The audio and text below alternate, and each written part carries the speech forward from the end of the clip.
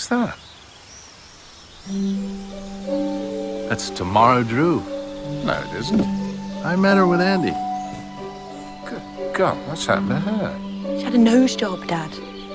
She's completely different. That's what Andy said. Poor Tamara. She's such a sad girl. When I first read the script, and I read the script before the graphic novel, I didn't like her at all. Found her really hard to relate to and understand. And yeah, and but then that was interesting. That was the reason I decided to play it, because I wanted to work out why people do these things. And ultimately she's utterly unhappy, and so that's why you kind of follow her in a way, because you feel sorry for her. I wondered if you wanted to go for that drink. I need a friend. You and Nicholas Hardiman. That's a nice piece of work, isn't it? Get it from his point of view. He's always been a cheating wanker. Loves having his cake and eating it. But since when did your standards drop so low? You could have anyone. All you have to do is bat your eyes. Andy! I realised that she's with Nicholas because all else fails. Oh, it's biscuits. And then she continues it because she's exhilarated by it and loves that and writes about it and sort of dramatises her own life.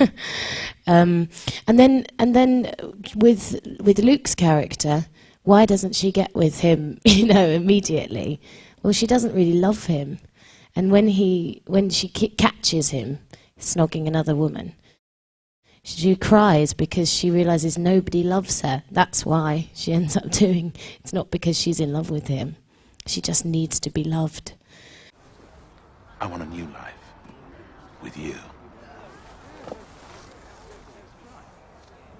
Stephen I always trusted Stephen, and so he gave me confidence to do what I did, and it was a very nice place to be on set with him, always. You take massive risks because you're ultimately you're trying to be funny, and if you're not funny, you look like a fool. So you need to feel very, very comfortable. And actually, Stephen was wonderful at letting us develop the characters and do with them what we wanted to, and then sort of rein it in if it was too ridiculous or if they became too much of a caricature. But it's always about, I think, just pushing it as far as you can without it becoming ridiculous. Look, if Stephen laughed, then I thought, well, if Stephen's laughing, then it's funny. And he chortled away, and we moved on. Marriage. Remind me never to try it. Andy, you're just a sex object. No one would have you. The resemblance between the book and the movie is uncanny. Is that something that you were trying to maintain as well? Well, I suppose so. I mean, we didn't. It's hard to know whether, as it were, Gemma got the job because she looked like the girl. I mean, she had many other qualities as well. Posey worked out this group of people, and I said right at the beginning, look, I can only make this film if you let me get it right. So I cast it very accurately, and the idea that you should end up at the same results as Posey doesn't surprise me at all. It's a very, very accurate piece of writing. And the whole grouping of the people, the whole creation of the ensemble is very cleverly worked out.